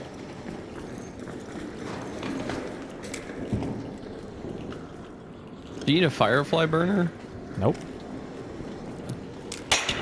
You need him for What? Trailblazers now. Is that you guys shooting? Nope, I didn't shoot anything. That shot landed closest to me.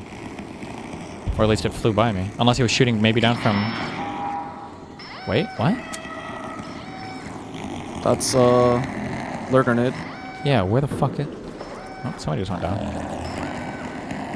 Fetterman is opposed to the save actor this time. Okay, thank you.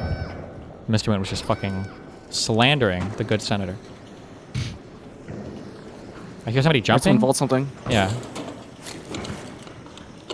Maybe they're below us? Possible. Yeah. That's 100% someone vaulting. Yeah. They're probably vaulting on the stairs. Shoot him in the back when he's dismantling the barricade. He just. Are you sure they're jumped not down like in the stairs? No, to they're the... here. I just saw him. I just saw him in the I stairs. just saw him. Oh, I see him. I see him. Can I go down? No. Yeah. Oh, I just got shot. Did he run into that room? Crying? What? I don't know. I didn't see him. I think he just ran this way under the pillars. Oh. Is that our trigger grenade or whatever? Yeah, it is. Okay. Based. Just wasting trigger grenades. I didn't mean to hit it there. It's strategically placed for him to utilize it in the I see him behind the pillar. He shot at me. Okay. I feel like we should go over here. What, and zip down and fight him? I'm breaching the store, yeah. I'm gonna go for the staircase camera vault. I'm gonna go for this camera vault over here. Alright, son. Let's go. What'd you call me? I said it's done. What is that, second floor? Yep. And here, the bar is still up. Find them. Kill this thing. You're on your own right now. You're totally on your own. You're breaching? I got murdered. Yep. Are they killing I'm you? breaching. No, there's a shredder on me. I'm opening. Open. Oh, you see him over there? He's killing me now. He's down by this pillar. It's 2v2. He's getting killed by a shredder, so I should be fine. No, I went down, Moot. Oh my god, you're not even down on the stairs. I didn't understand. I don't know. Oh, it's all good. We got What the fuck is Dying Mind doing? That's a There's good 2 down here now. question. Or there's just 1. Where even are you? He's going for me. You're not even in the stairs. He's getting shot by someone else. He's over here. Shooting me. Okay, we need to bring snap hooks. This is why we fucking did. Like, if we just had a snap hook, none of this would have happened. Oh, that if you was didn't it? just go in alone. Yeah, I don't even know where you went. I thought you were coming from or I don't even know. Oh, let's go through the zip line. Let's make a huge audible fucking sound, and then let's fucking breach 2 doors. Wait, it was 1 door. Okay, well. Good work, team. That's why we made 2 kids, so we can give 2 fucks. True. I'm bringing a snap hook. Okay.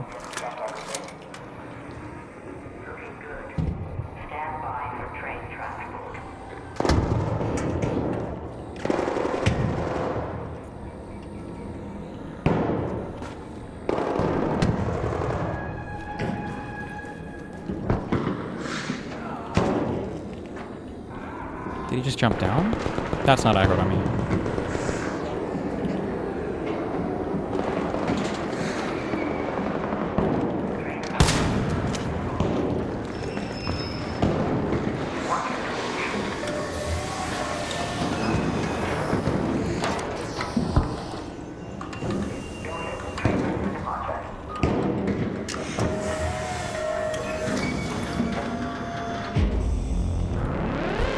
Okay, so just curious, where did you die at again? So there's this spot, there's this camera that you can vault, that you can go to the 2nd floor. Mm-hmm. I shot at a guy, but he had teammates, and so I died. How'd you get from the 2nd floor to the outside area? There's a camera you can vault. What is a camera you can vault? What does that mean? Like the cameras that like make a noise and they'll alert the fucking arc towards you. You spam spacebar, you can go to the 2nd floor. Gotcha. Shrimple eyes, okay.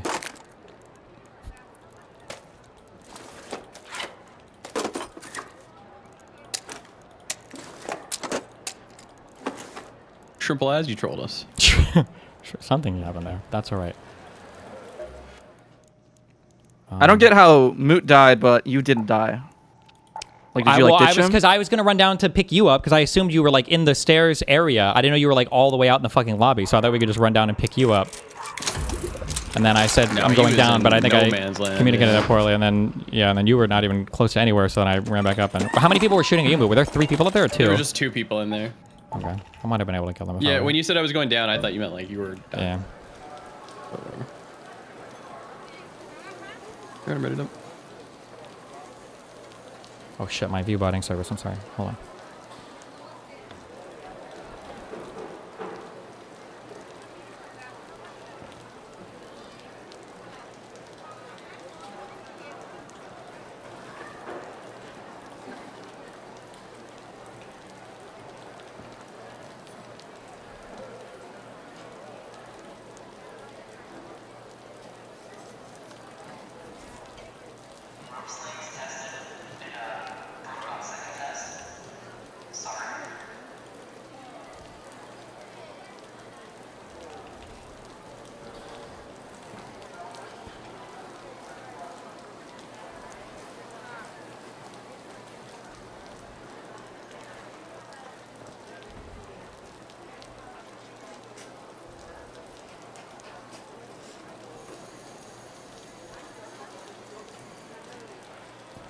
We're waiting for you, Dying Mind. Yeah, I'm going. Mm-hmm.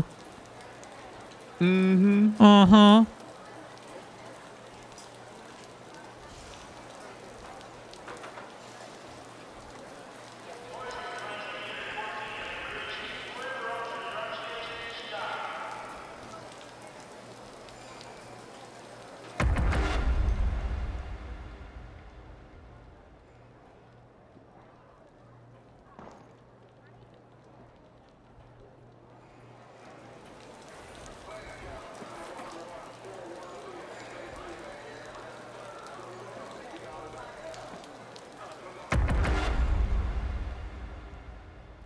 Bum bum bum.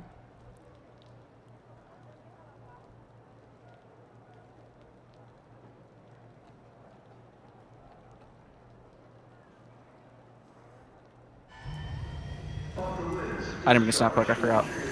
Oh shit! Did you bring one, Mooten? Nope. Oh no, me neither.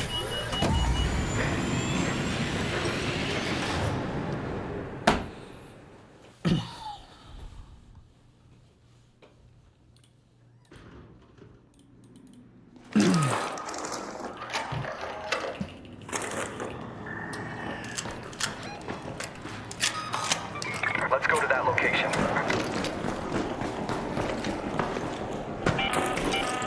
Burning the midnight oil raider? Just be careful. Big pull here. Plenty of loot to go around, but Ark is being extra watchful. I got a battery. No one cares. Bitch. Then you're a fool. We should 'cause go. I'm gonna get through there faster. Well, but we should go this way because we want to start on the 3rd floor if we can. And there's a little climb with him. Otherwise, I'll go. Oh, I hear him right to the right of me. Oh, you should wait. I'm waiting. But I could kill all of them on my own, so. Running a middle. One down, easy. Pumped! Kill. Oh. I just fucked that nade up so bad. I gotta back Got up. one. I'm backing up. I'm not with you guys right now. There's one left. One left.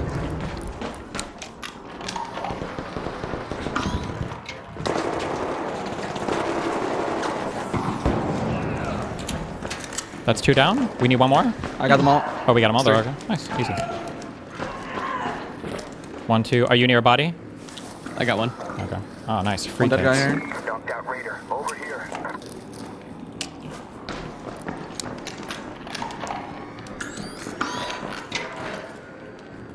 Where's the other guy you killed by the vent? I didn't see him.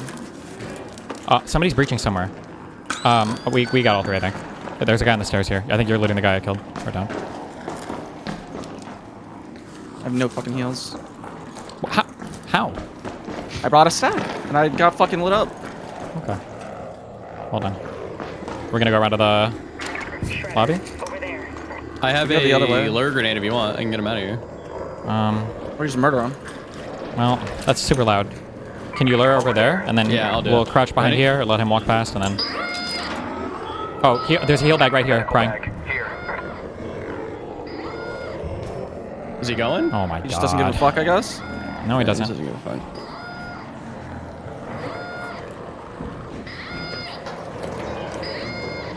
Are we serious right now? Wait, why throw another? Why throw one out there? Oh, there's guys by comms where we were at. Let's go comms. Go back, go back, go back. I see a red light here. Run!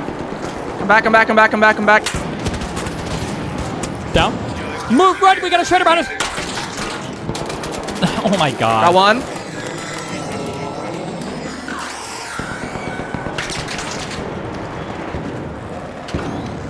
Other one's lit up. He's lit up. Coming down to you guys. He's down. Got him. He's dead. Down, down, down, down, down. Not dead. Killing this guy. One guy shooting at me. Oh, right here. That's all left. He's down. Dead. Or down. He's down. Okay, I think that should be all 3 of them. That's 2 groups. You just suicided? I felt like they were free kids, but... This guy was a free cut.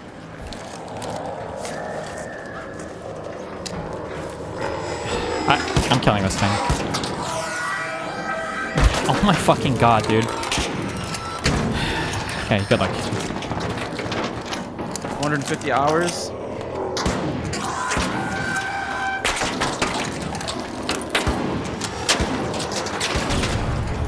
Dead. I'm stuck in my gag! Wow. Hey, why are you looting him and not killing me? What are you doing?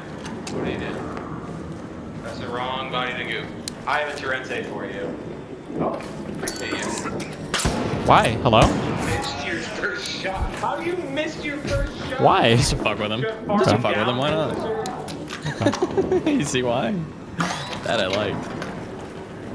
Okay. It's about sending a message to you. I agree. Message sent. I don't know what message it was, but you definitely sent it. The fuck? Well, if you guys have any heals, donate to me. No, man, I'm out. I don't got any. Wait, I can drop you Shit. some bandages. Where are you? 3 bandages. Oh, well then you're good. Here's 2 more. All right, here, you fucking loser. Did you open that? Yeah. No, that was him. Okay. Ready? Yeah.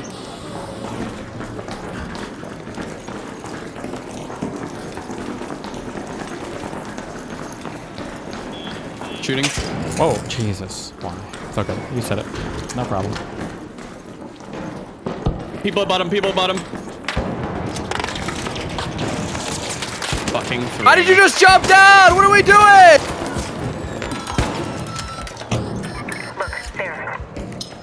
Grenade. This one's crawling in. I'm coming to Steve.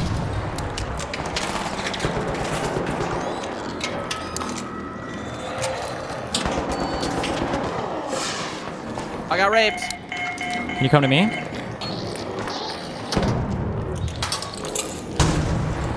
Are you defibbing him or am I defibbing him? You defib. One's in.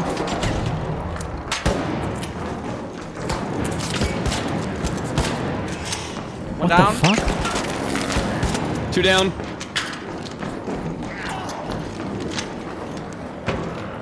I don't see the 3rd. They killed themselves though. So he's either dead or worthless? Maybe. I'm healing. Cat. Oh no, Torcat. You guys have got any light ammo? Need or got? Got. No.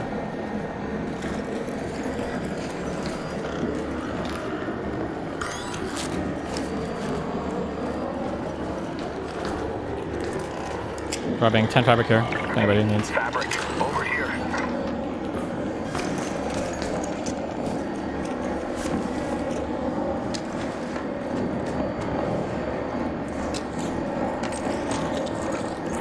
I barricaded off this vault. A barricade, over there. I think there are guys in business. Hold on. On this top pillar. I'm gonna swap shields.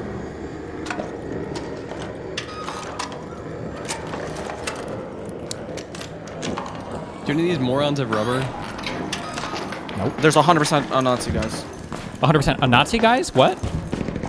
We're good. What did you say? He misheard. He said no, that's you guys. Okay. Opening this.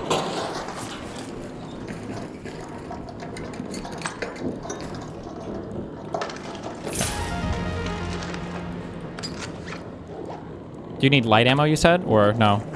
Yes. I'm dropping 10 light ammo here.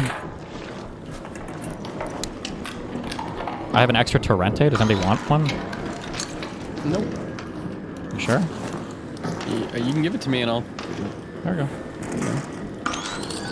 We can dip, maybe? What do you mean dip? What do you mean dip? What do you mean There's people in dip? business. Like we extract? What the No, fuck? how are you out of meds? Extract? No fucking ammo. What do you need? Whose It's fault is Toro that? time. I brought 3 stacks and I lost it all. Based? Ooh, padded stock. You want that? Ooh, no.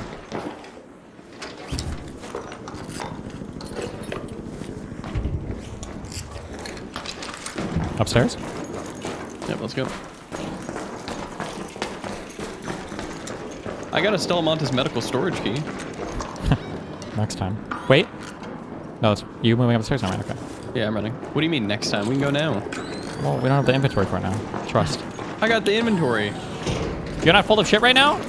No. I'm full of shit. Have you not been Okay, paying we can anything? leave. Oh my god. Well, we don't have to leave, but... Wait, why are you slow? Why are you... Why are you... I just got hit by something huge. In front of me. I can't even see you him, got but they're buried in. there. Good luck. Other people? Yeah, there must be! Yeah! There's right there. Ping. Why are you running like a retard towards them? Good luck. I believe in you. It's fucking D-Day in there. It is. There's something in there.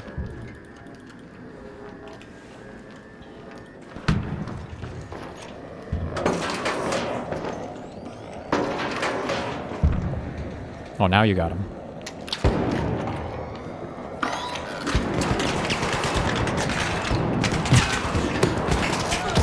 I need to eat lasagna. I'm done. I'll be back. Hold on, wait. Prime's about to 1v3. With his 240 hours. Let's fucking go. Right here, right here, right here, right here. There we go. You see him. Easy, easy.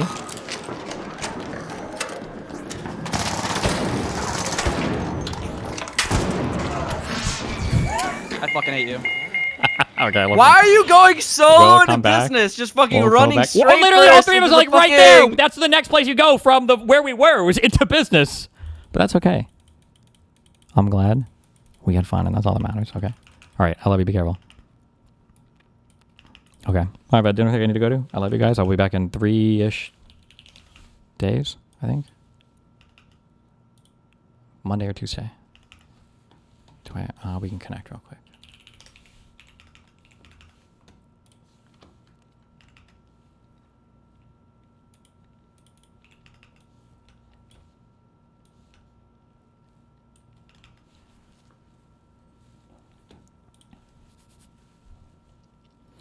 Perfect brick pass. None great owl. Prime some. Few. Nah. Fourth. Even. Next time. Berlin. Irrational and later. These are just like homonyms, I guess, of non-numeric amounts. Oh, this is all? Not owl, all.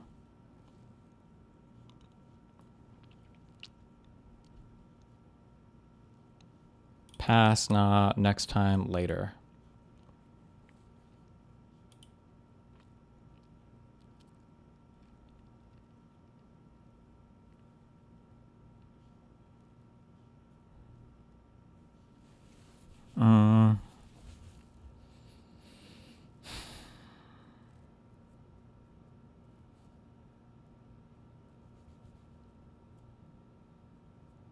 Even, fourth, perfect, great, brick, irrational. Oh, numbers, I guess.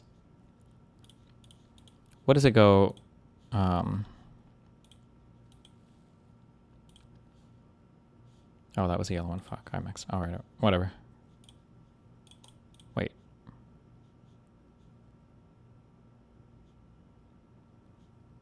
Fourth numbers? Perfect numbers?